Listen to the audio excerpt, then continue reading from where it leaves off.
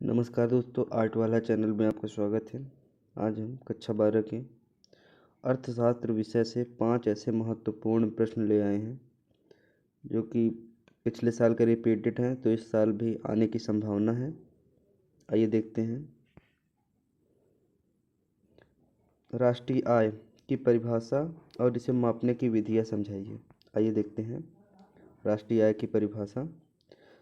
राष्ट्रीय आय किसी देश में एक निश्चित समयावधि में, आमतौर पर 1 वर्ष के दौरान उत्पादित सभी वस्तुओं और सेवाओं का मूल्य है। यानी 1 वर्ष में राष्ट्रीय आय और 1 वर्ष में उत्पादित सभी वस्तुओं के मूल्य को राष्ट्रीय आय कहते हैं। अब इसे मापने की विधियां हैं, निम्न विधियां हैं, जिसमें से पहली विधि है उत्पाद विधि। इसमें कुल उत्पादन का मूल्य जोड़ा जाता है, यानी जितना भी उत्पादन हुआ है उसका मूल्य जोड़ा जाता है। दूसरी विधि है आय विधि। इसमें सभी व्यक्तियों की आय जोड़ी जाती है, जैसे वेतन, किराया, ब्याज इत्यादि। और तीसरा तरीका है व्यय विधि। इसमें उपभोक्ता व्यय, निवेश, सरकारी व्यय और शुद्ध निर्यात जोड़ा जाता है। यानी इसमें उपभोक्ता कितना खर्च कर रहा है, कहाँ निवेश कर रहा है, और सरकारी व्यय यानी सरकार कहाँ खर्च कर रही है, और शुद्ध निर्यात यानी शुद्ध निर्यात का मतलब है भारत में कोई वस्तु बनी है, उसे बाहर बेचा गया है, तो वो शुद्ध निर्यात हुआ, उसका जो मूल्य है। अब दूसरा प्रश्न देखते हैं। मुद्रा के कार्य और इसके प्रकार बताइए। तो आइए देखते हैं। मुद्रा के कार्य विनिमय का माध्यम है, यानी हम मुद्रा देते हैं, उसके बदले में हमें मूल्यवान वस्तु मिलती है। जितना मुद्रा देते हैं उसी के मूल्य की वस्तु प्राप्त होती है। मूल्य का मानक, यानी किसी भी वस्तु के मूल्य का मानक होता है मुद्रा। मूल्य संचयन का साधन। उधार भुगतान का माध्यम, यानी किसी वस्तु को हम किसी दुकानदार से ले आए हैं, उसके बाद हम उसे रुपया या पैसा देंगे तो हमारा मूल्यवान वस्तु हुई, तो इससे उधार ख़त्म हो गया, क्योंकि वो पैसा मैंने उतना ही दिया है जितना कि मैंने वस्तु ले आया था। अब इसके प्रकार आइए देखते हैं। इसके प्रकार है सिक्के, जो धातु से बने होते हैं। इंडिया की बातें हो रही हैं, लगभग आमतौर पर सभी देशों में ऐसे ही होते हैं। फिर मुद्राएं होती हैं, कागज़ से बने होते हैं, जैसे 10 के, 20 के, 50 के, ऐसे बने होते हैं। बैंक मनी, जैसे चेक, ड्राफ्ट इत्यादि। चेक में जो जैसे आप किसी बड़े अमाउंट को चेक द्वारा लिया और दिया जाता है।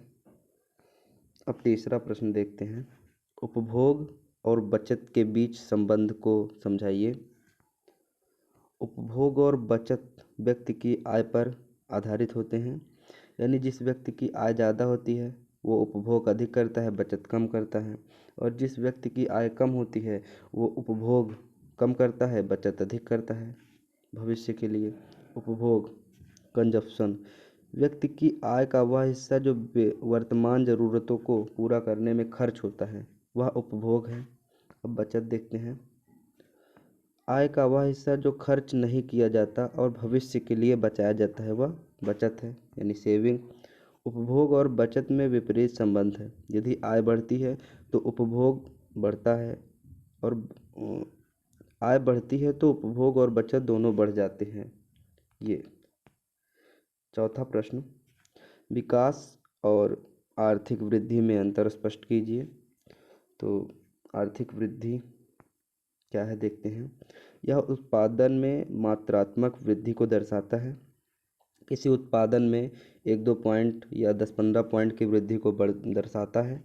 इसे जीडीपी और जीएनपी में मापा जाता है, यानी ग्रास डोमेस्टिक प्रोडक्ट और ग्रास नेशन प्रोडक्ट में मापा जाता है।